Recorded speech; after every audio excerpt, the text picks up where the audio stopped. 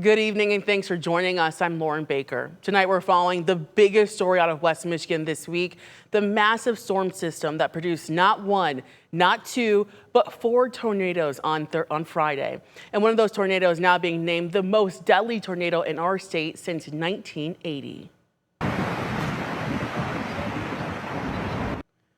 That tornado hit Union City, a community of just 2,000 people. The National Weather Service's preliminary report says this tornado was rated as an EF3, reaching winds of 150 miles per hour. It was also the tornado that was responsible for 3 deaths.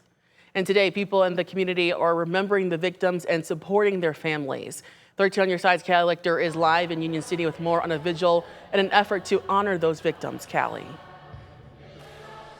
Lauren, I'm here at the Rick Mears Amphitheater in downtown Union City, where in just around 30 minutes now, the community is going to gather for a prayer vigil to come together in the wake of tragedy. Now, earlier this afternoon, I went to the Union City Assembly of God. It's one of the churches in the community helping their neighbors in need. They've been collecting donations from the community and organizations within their denomination, filling rooms at their church. They also modified their Sunday service, hosting it later in the evening and encouraging their members to go straight to this prayer vigil downtown, which you are hearing some music behind me right now. Pastor Pete Payne says it's been incredible to see the community come together and others come from across the nation. We just so appreciate everybody's thoughtfulness, and Union City is not usually on people's radar, and so but just to have that support is really it's neat to see. We thank the Lord for just his blessings every day and watching out for the people that did survive. We grieve for those that were lost, but just the support even nationally for what's happened, it really makes you feel that you're not alone. The downtown vigil is open to anyone for a time of prayer, worship, and encouragement. Now, the vigil is going to start here shortly, but if you want to help out people in Union City who are affected by the tornado, you can drop off donations at the Union City High School. For now, live in Union City, I'm Callie Lichter, 13 on Your Side. And tonight, we know the identities of 3 of the 4 victims killed. Lighthouse Funeral and Cremation Services announced 54-year-old Carrie Ann Johnson and 65-year-old Penny Jo Guthrie were killed from the Union City tornado. Cass County officials also report 12-year-old Silas Anderson died after a tornado hit the Edwardsburg area on Friday. Another victim who died from these tornadoes has not been identified at this time. 12 other people were also injured. And after the 4 tornadoes touched down in St. Joseph, Cass, and Branch counties, officials are still surveying the damage. That includes Michigan Governor Gretchen Whitmer. Today, she surveyed the damage with Michigan State Police.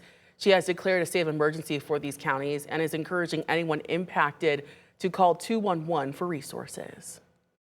Grateful for all the first responders, emergency staff, and public works crews for their swift actions to keep Michiganders safe.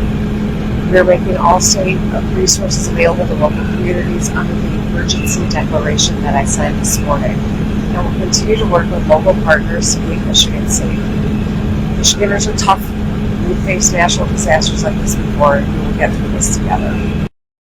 The state of emergency allows officials to use all the state's resources and allows communities to apply for financial assistance.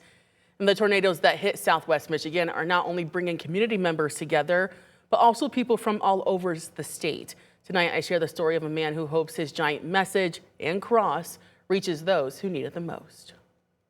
Among the debris and the rubble, a Michigan man is rolling around a sign of hope. I've been to a number of these, a number of tragedies, hurricanes, tornadoes, that he hopes will bring people peace during this time of trouble. And the only thing you can get that'll get them through it is praying to God and letting him into their hearts, letting him heal them.